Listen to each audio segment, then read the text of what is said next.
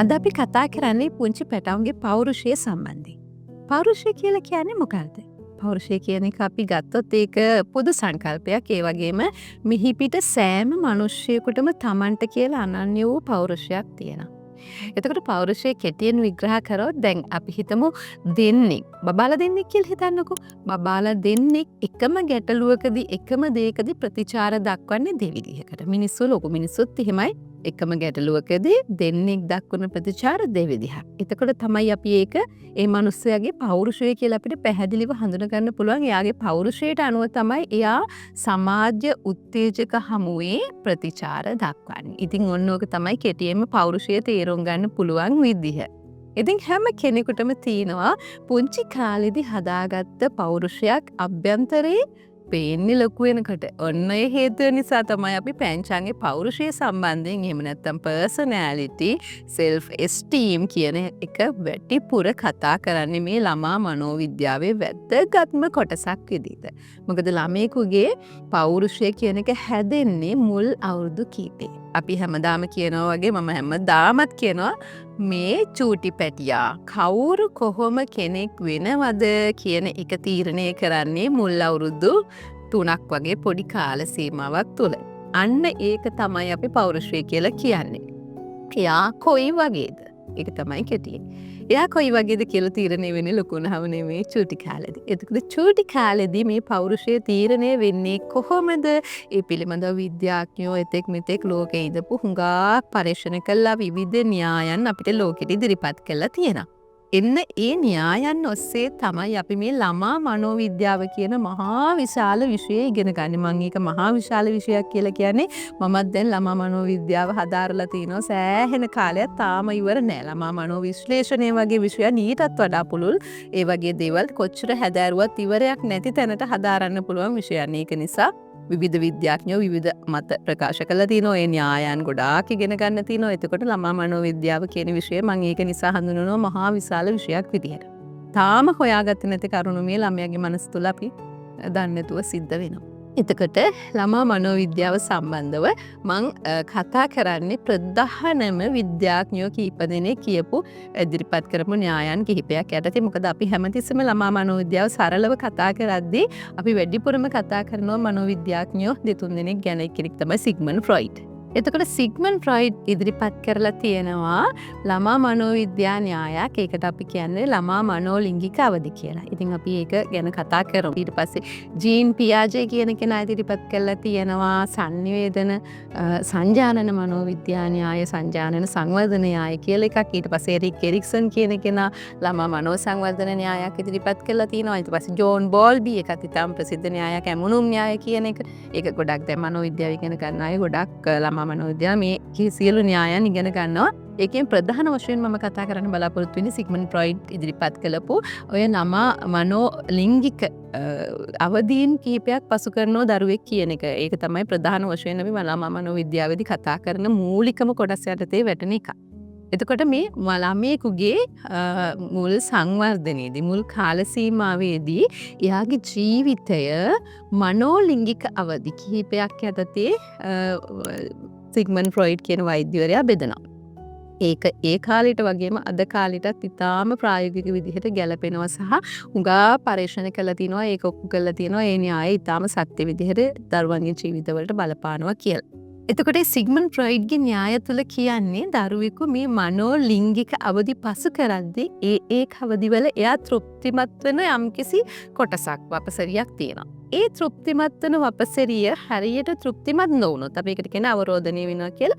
තෘප්තිමත් නොවුනොත් දරුවගේ පෞරුෂයේ යම් යම් වෙනස්කම් හෝ ගැටලු සහගත තත්ත්වයක් නැති වෙන්න පුළුවන් කියලා. මම කෙටියෙන් කියාගෙන යන්නම් මොනවද මේ අවදීන් පහ මොනවද ඒකේ ඇති වෙන්න පුළුවන් ගැටලු කියලා. අම්මා කෙනෙකුට තේරෙන විදිහට මම මේ මනෝවිද්‍යා න්‍යායන් ටික කියලා දෙන්නේ මේ න්‍යාය පිළිබඳව.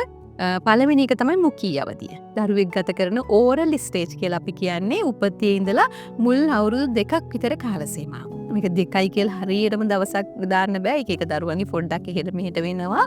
නමුත් මුල් අවුරුදු 2ක් වගේ කාල සීමාව තමයි අපි මුඛී අවදිය කියලා හඳුන්වන්නේ.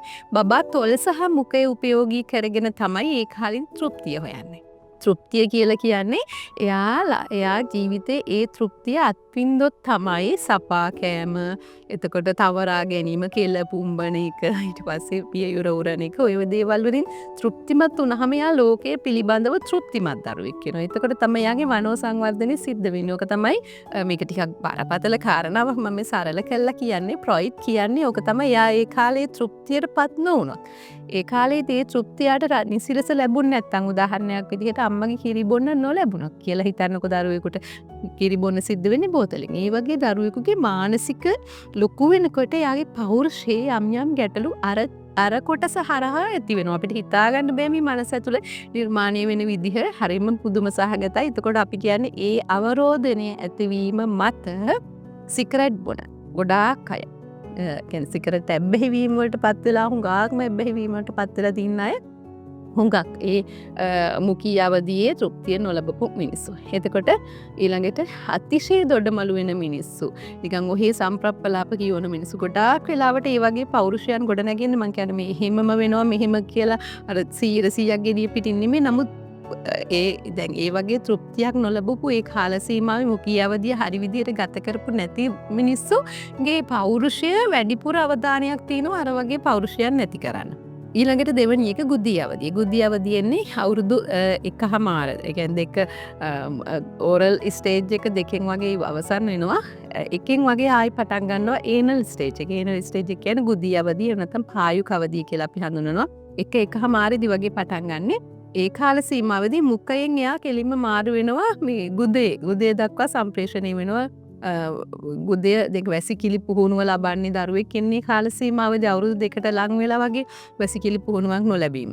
එතකොට මේ පෞරුෂ අවදිය සංවර්ධනය නොවීම තුළ හරියට වැසිකිලි පුහුණුවක් ලැබුවේ නැතුණාම පිළිවෙලට වැඩ නොකරාම අසංවිධානාත්මක පෞරුෂ ගොඩනැගෙනවා. අසංවිධානාත්මක කියන්නේ හරිම අපිළිවෙල මිනිස්සු ඉන්නේ මොනවා කරත් අපිළිවෙලයි ජීවිතෙත් අපිළිවෙලයි ඉන්න තැනත් අපිළිවෙලයි මනසත් අපිළිවෙලයි ඒ වගේ ඊළඟට අධික මසුරු මිනිස්සු ඒ ඕරල් මේ ඒනල් ස්ටේජ් එක හරියට ගත කරපු නැති ඒ කාලේ හරි තෘප්තියක් නොලබපු ඒ කාලේ ජීවිතේ ඒ පෞරුෂ සංවර්ධන පුහුණුව නොලබපු මිනිස්සු. ඒ කියන්නේ මම කියන්නේ මේ වැසිකිලි පුහුණුව කියන එක නෙවෙයි ඒ කාල සීමාවේ අවශ්‍යතා සම්පූර්ණ නොවුණු අය ගොඩක් අධික මසුරුයි කියලා ෆ්‍රොයිඩ් කියනවා. එහෙම ලක්ෂණ තියෙනවා කියලා. එතකොට පෞරුෂ අඩු ලුහුණුතා පෞරුෂ වෙනස්කම් මේ කාල සීමාවේදී ඒ තෘප්තිමත් භාවය හෙවත් ඒ පෞරුෂ සංවර්ධනය සිද්ධ වෙච්ච නොවිච්ච දරුවන්ගේ සිද්ධ වෙනවා කියලා. එතකොට අපි දෙකක් කතා කරා ඕරල් ස්ටේජ්, ඒනල් ස්ටේජ්. මේ ලොකු ශේපතයක් මම මේ සරල කරලා කියලා දෙන්නේ ඔයගලන්ට.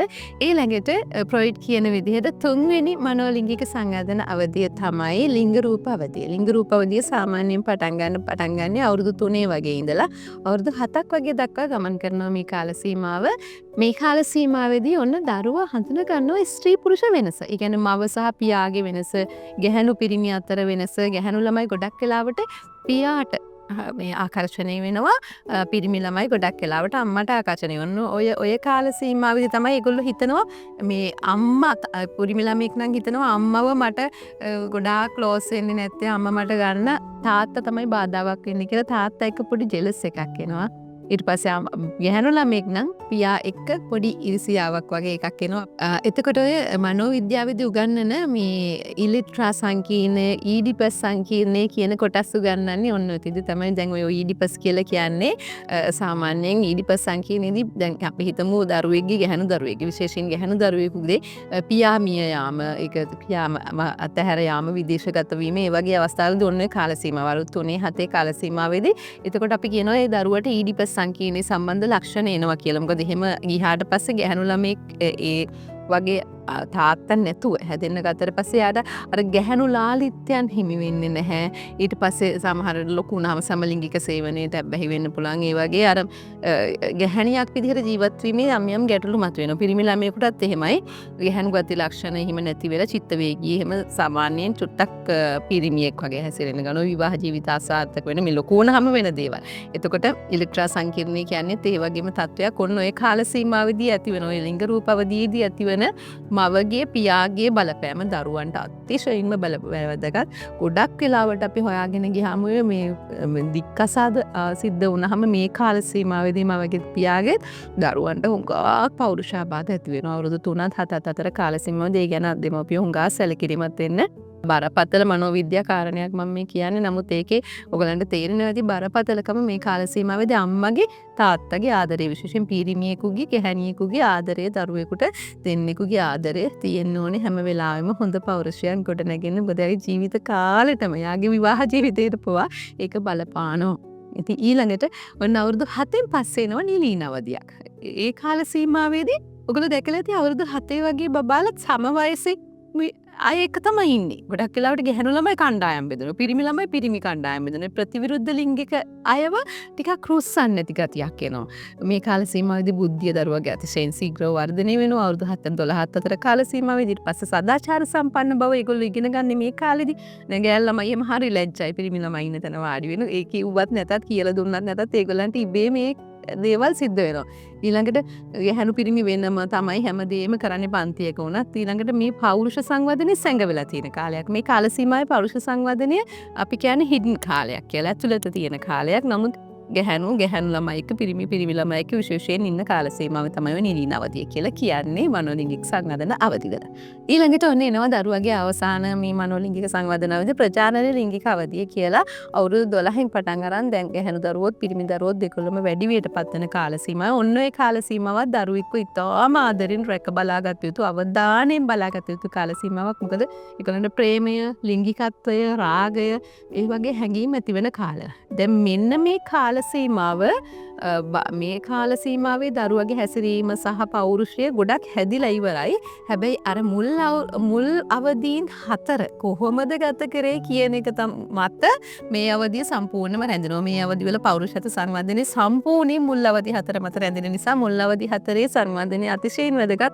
ඔය ප්‍රජානන ලිංගික අවධියේදී වැඩිහිටියෙක් වෙන්න ඔන්න මෙන්න තියෙන කාල සීමාවේදී පෞරුෂය හැදෙන්න. මොකද එතෙන්ද තමයි පෞරුෂය හැදිලා අපි අපේ රිසල්ට් එක හරියට එළියට එන්නේ. ඒක නිසා ඒ කාල සීමාවේදී හරිම වැදගත් දරුවා රැක බලා ගැනීම සහ අර පෙර අවදීන් වල අඩුපාඩු වෙලා තියෙනවා නම් ඒව තව පොඩ්ඩක් පිළිසකර කළා දරුවව සමාජාන යෝජනය කරන්න. යා සමාජයත් එක්ක වැඩිහිටියෙක් විදිහට ගැටෙන්න එළියට දාන්න අම්මා කෙනෙකුට තාත්තා කෙනෙකුට ලොකු වගකීමක් තියෙනවා. යම්කිසි බිහේව් ගැටලු ඇවිල්ලා තියෙනවා නම්, හැසිරීමේ පෞරුෂයේ ගැටලු තියෙනවා නම් මනෝවිද්‍යා උපදේශනයක් ලබාගෙන මේ කාල සීමාවේදී දරුවා වැඩිහිටියෙක් බවට අවතීර්ණ වෙන කාල සීමාව ඉතාම පරිස්සමට එයාව සමාජගත කරන්න ඕන කාල සීමාවක්.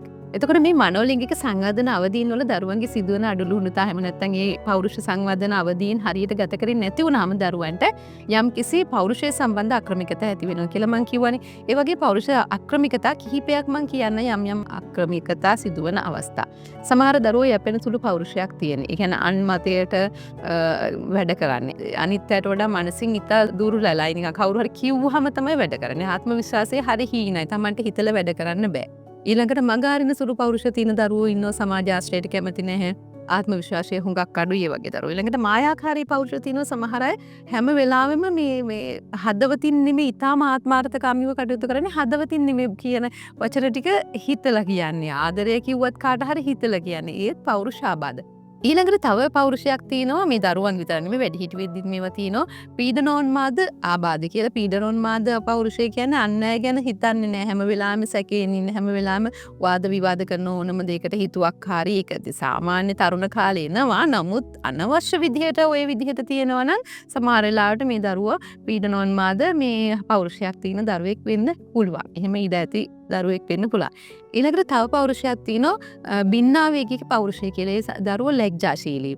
ඒ කියන්නේ ආදර හැඟීම් එන්නේ නැහැ, සාමාන්‍ය සිරිත් විරිත් වලට කැමති නැහැ. ඔය වගේ ඒවා ඇති වෙන්නේ නම් ගොඩාක් වෙලාවට තාත්තර මේ සාමාන්‍ය අවුරුදු 3ක් 7ක් අතර කාල සීමාවේ තියෙන අවධියේදී නැති වුනහම සමහරලාට අම්මා හිමි වුනහම ඒ වගේ වෙලාවට ගොඩාක් වෙලාවට ඔය වගේ දරුවෝ එනවා ගොඩාක් ලැජ්ජාශීලී. එයාලට කියන්නේ චිත්ත වේගී හැඟීම් නැහැ. කාටවත් ආදරේ නැහැ යාලා. දැන් කියන්නේ අපි හිතමු ආගමක් ධර්මයක් මොකක් හරි පිළිපදින්න කිව්වම මේගොල්ලෝ කියනවා මට ආගමක් නැහැ, මට මොනවත් නැහැ. එහෙම කියලා හැබැයි ඉතින් මම කියන්නේ වැරද්දක් විදිහට දකින්න එපා. නමුත් යම්කිසි පෞරුෂ ගැටලුවක්ද තියෙන්නේ කියලා සොයලා බලන්න. හැබැයි ඉතින් මේ අලුත් ජෙනරේෂන් වල ඒ වගේ ආකල්ප තියෙන්න පුළුවන්. ආකල්ප මේ සමහර වෙලාවට යා පෞරුෂයෙන් ගැටලු ඇති වෙන්න පුළුවන්. ඊළඟට අනිත් පෞරුෂ තත්වයක් අපි හඳුන ගන්නවා ග්‍රස්තික පෞරුෂය කියලා. එයාලා අලුත් තත්වයන්ට හැඩ ගැහෙන්න බෑ. ඒගොල්ලන්ට අලුත් දෙයක් ලැබිච්ච ගමන් හරි අමාරුයි. හරිම නීතිගරුකයි. ඔය ගස්තික පෞරුෂය තියෙන බබාලා හරි පිරිසුදුයි. ඕනවට වඩා පිරිසුදුයි. හැම වෙලාවෙම නීට් එකට නීතියට ඕනේ හරියට හිතනවා, විවේචන කරනවා. තීන්දුව තීරණ ගනිද්දියාලට හරියට තීන්දුව තීරණයක් ගන්න බැහැ වැනෙන සුළු පෞරුෂයක් තියෙන ඒ වගේ දරුවෝ. ඊළඟට සමාජ විරෝධී පෞරුෂ. ওই සමාජ විරෝධී පෞරුෂ තමයි අපිට හුඟක් වෙලාවට හම්බ වෙන්නේ මේ හිරගෙදර වගේ අතුරට ගියාම සමාජ විරෝධී පෞරුෂ ඇති වෙන ප්‍රධාන හේතුන් ඔය මම කියපු මනෝලිංගික සංවර්ධන අවදීන් කොහේදී හරි එකකදී දෙකකදී හෝ පහේදීම වෙන්න පුළුවන් අඩලුණුතා ඇති වුනහම සමාජ විරෝධී පෞරුෂේනවා ආවේගශීලී ගති ලක්ෂණ තියෙන්නේ. වරදවල් කරාට දැන් අපි වරදක් කරාම කම්පා වෙනවනේ. ඔය සමාජ විරෝධී පෞරුෂ තියෙන මිනිස්සු වරදක් කරාම කම්පා වෙන්නේ නැහැ. Tamanට අනුතරක් වෙනවා නම් විතරයි බය, නැත්තම් කිසිම දෙයකට බයක් නැහැ. කම්පා වෙන්නෙත් නෑ. මගේ අතින් මෙහෙම දෙයක් වුණා කියලා කවදාවත් කම්පා වෙන්නේ නැහැ. සාමාන්‍ය මිනිහෙක්ගේ ලක්ෂණය තමයි යම් කිසි අපරාධයක් සිද්ධ වුණොත් තමා අතින් හැමතිස්සෙම එයා ඒකට ගිල්ටි කම්පා වෙනවා. නමුත් සමාජ විරෝධී පෞරුෂයන් තියෙන මිනිස්සු එහෙම කම්පා වෙන්නේ නැහැ. ඒගොල්ලන්ට සම්බන්ධතා පවත්වාගෙන යන්න හරිම අපහසුයි. ඒ වගේම සමහර පෞරුෂ තියෙනවා අසාමාන්‍ය ලෙස බියසුලුයි. අසාමාන්‍ය ලෙස කාංසාවෙන් පෙළෙනවා. ඊළඟට දුක්ඛිතයි, බය අඩුයි. ඊට පස්සේ පාසල් යාම ප්‍රතික්ෂේප කරන දරුවෝ ඉන්නව සමහරවිට මේ මොනවා හරි ආබාධයක් නිසා, යාගේ පෞරුෂය ඇති වෙන ආබාධයක් නිසා. ඊළඟට සමහර දරුවෝ ඉන්නව හරිම කලබලකාරී. කොච්චර සංසුන් කරන්න හැදුවත් බෑ. ඊළඟට සමහර දරුවෝ ඉන්නව අනවශ්‍ය විදිහට දඟකාරී. අපි හයිපර් ඇක්ටිව් කියන්නේත් එක ආකාරයක ඔය ගැටලු මතුවෙලා මේ එයාගේ හැසිරීමේ ගැටලු මතුවීමක් පෞරුෂාබාධයක් වෙන්නත් පුළුවන්. ඒ වගේ දඟකාර බව වුණාට වඩා තිබීම. ඉතින් ඒ වගේ පෞරුෂාබාධ දරුවන්ට ඒ විදිහට ඇති වෙනවා. ඔය මනෝලිංගික සංවර්ධන අවදීවල එයාගේ හරි පෞරුෂ සංවර්ධනයක් ඇති වෙන්න එයාට ෆීඩ්බැක් එකක් වැඩිහිටියන්ගෙන් ලැබුණේ නැති වුණා. එතකොට මේ ළමයි සම්බන්ධව තියෙන පෞරුෂ ගැටලු නිරාකරණය කරන්න ඔය ප්‍රොයිඩ් වගේම කාල් රොජර්ස් වගේ අය යෝජනා කරලා තිනවා ඒගොල්ලන්ගේ න්‍යායන් එක්කම ප්‍රතිකාර විදිහට. දැන් කාල් රොජර්ස්ගේ ප්‍රතිකාර ක්‍රම විදිහක් තියෙනවා. කාල් රොජර්ස් කියන විද්‍යාඥයා ඉදිරිපත් කරලා තියෙනවා පුද්ගල කේන්ද්‍ර න්‍යාය කියලා. ඒ කියන්නේ person centered approach කියලා අපි ඒකට කියන්නේ. person centered approach එකේදී කරන්නේ පුද්ගලයා පිළිබඳව පූර්ණ අවධානය යොමු කරනවා විනා ගැටලුව පිළිබඳව අවධානය යොමු ගැන මොකක් හරි ගැටලුවක් තියෙනවා නම් ගැටලුවට නෙමෙයි අවධානය යොමු කරන්නේ පුද්ගලයා. ඒක ළමයි සම්බන්ධව හුඟක් හොඳට යොදා ගන්න පුළුවන් දෙයක්. මොකද අපිට ළමයෙක් කරන කියන දේ යනුව ඒ ළමයව තීන්දුව తీරන ගන්න බෑ. ඒ ළමයා මෙහිමයි කියලා ළමයා සම්පූර්ණ ගත්තාම තමයි අපිට ළමයා. ඒක නිසා ළමයින් සම්බන්ධව ඔය කාල් රොජර්ස්ගේ න්‍යාය අපි යොදා ගන්නවා ගැටලු විසඳන්නත් ළමයාගේ ප්‍රශ්නය තේරුම් ගන්නත්. ඉතින් ඒ වගේ වෙලාවට ඒ දැන් කාල් රොජර්ස්ගේ න්‍යාය ඔස්සේ සහ ඒ ප්‍රතිකාර විදිහ ඔස්සේ දරුවන්ගේ සැඟවී ඇති කුසලතා එළියට ගන්න පුළුවන්.